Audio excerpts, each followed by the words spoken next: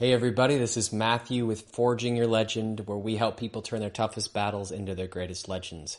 Today I want to talk to you about anger and its role in healing and transforming. This is a subject that is so misunderstood, and I feel like we need to set the record straight on it. So, one of the things to understand is that most people in our world don't have a healthy relationship with anger. They either fall on the side of suppressing themselves, and they have all these justifications about why anger isn't good, it's not healthy, I'm not really angry, cut off from themselves, or they're people who are consumed by anger.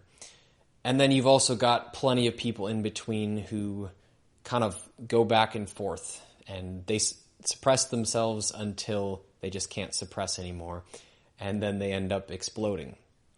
Now, obviously, none of those is a healthy relationship to anger. So let's talk about where that comes from.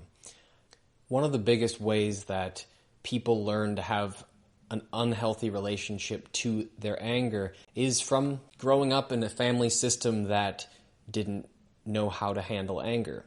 Whether it was because everybody was suppressed, or everybody was explosive with their anger, or maybe there was an abusive person in the house, or maybe it was simply highly encouraged and rewarded for you to be nice.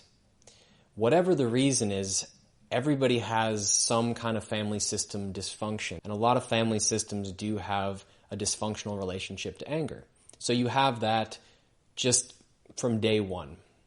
At the core of this conditioning is this idea that if I am angry, I might get hurt, I might experience disapproval, I might even be thrown out of the family system or the community. And in our evolutionary hindbrain that has all this memory of tens of thousands or millions of years of trying to survive, being thrown out of the tribe and left behind means starvation and death, so we want to avoid that. There's also the fear that, what if I start feeling this and I can't control it? What if it overwhelms me and I hurt people? Or I do something, again, that they don't approve of, and I'm thrown out, I'm removed, I'm abandoned. And so we learn to keep it in check.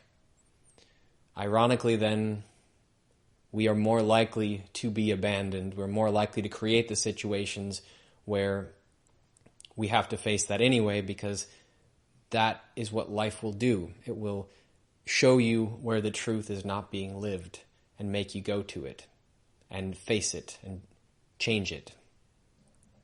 Now, some of that conditioning was because of survival needs. That's just what had to happen for everybody to get through the day, keep a roof over everybody's head, food on the table.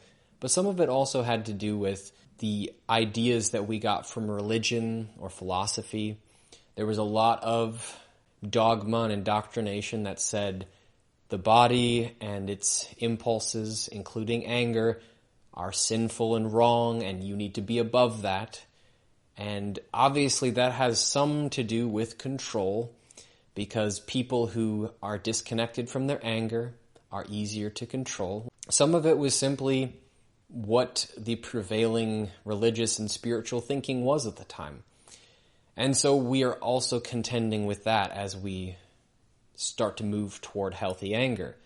There's all this conditioning about what's sinful and wrong about it. And I'm here to tell you, it's not sinful and wrong. In fact, I would say in terms of sin being about missing the mark and wrong being about what's bad for you, it's actually worse to not have a healthy relationship to your anger.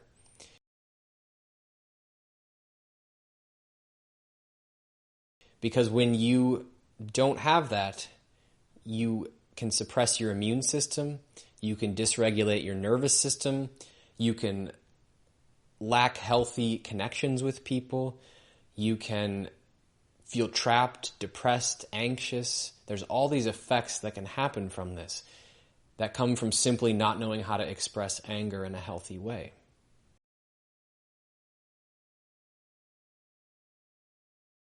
Now let's talk about what it actually means to have healthy anger. What is that? For me, healthy anger is at its core about asserting your sense of self. It's about saying, this is me, that's you. Here's the separation. Here's the boundary. Now, this is where religion has also screwed over a lot of people. In this case, a lot more to do with Eastern religion and the non-duality concept of we're all one, there's no separation between us. And there's some truth to that, to be sure, but that can be taken to the point where you start to negate your own existence. And to have anger, to have boundaries says, I exist. I have a right to this space, to these resources, to this breath in my lungs. Here I am. It is declaration of a self. And so you can imagine how a lot of chronic illnesses that have to do with deterioration or shutting down or any of those kind of things can be related to not having a healthy sense of self because you don't know how to be angry and you don't know how to set boundaries.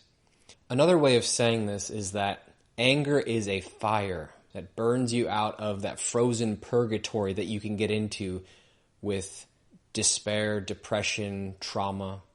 And it helps you go from a dorsal vagal shutdown state into sympathetic activation into, eventually, ventral vagal regulation. But you have to go through the intensity first. Another way to say this is depression or despair is very stuck, very slow, very... Anger starts to move. It may still feel negative in a certain way, but it's really not negative. It's just intense and it moves. And eventually you can get to calm and happy by going through that progression. And that's where there's another thing to be really aware of here. A lot of well-meaning people in the healing community, especially in mind-body healing and brain retraining work, they're very averse to anger because they associate it with intensity. And they associate intensity with stress chemistry that can lead to perpetuating illness and dysregulation.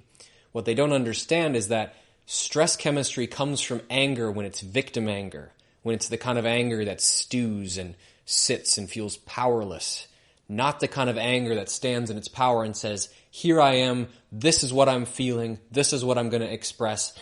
I'm going to express this for me. I don't need you to do anything with it in order for me to express this. This is me taking my power. That kind of anger will not create stress chemistry.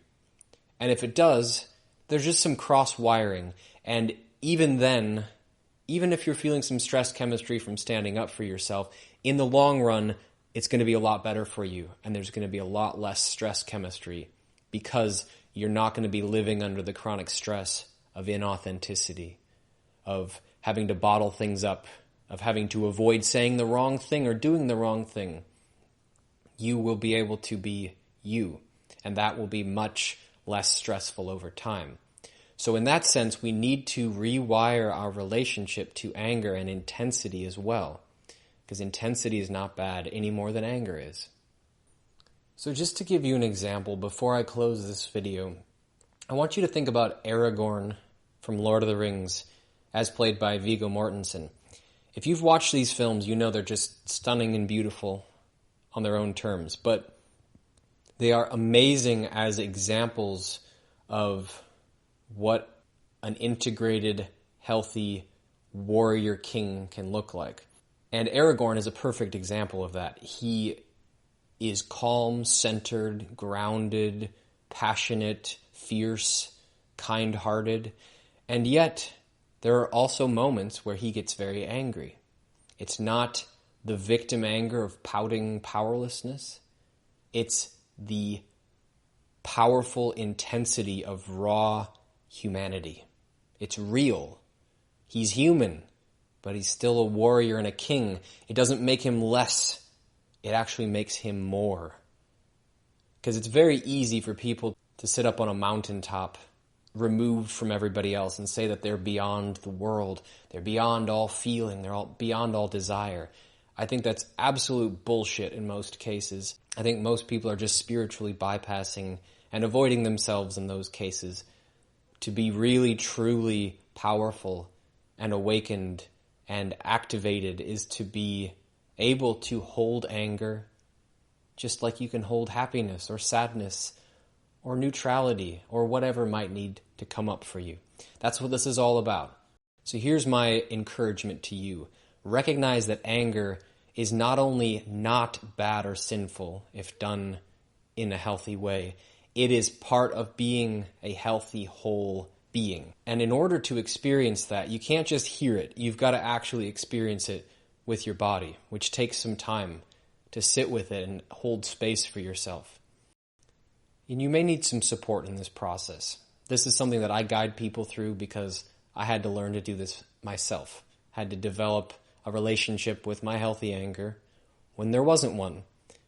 And so it would be my honor to assist you in that way. So with that being said, thanks so much for watching. If you found this helpful, hit comment, like, subscribe, share, follow, whatever the case. And you can find more at forgingyourlegend.com.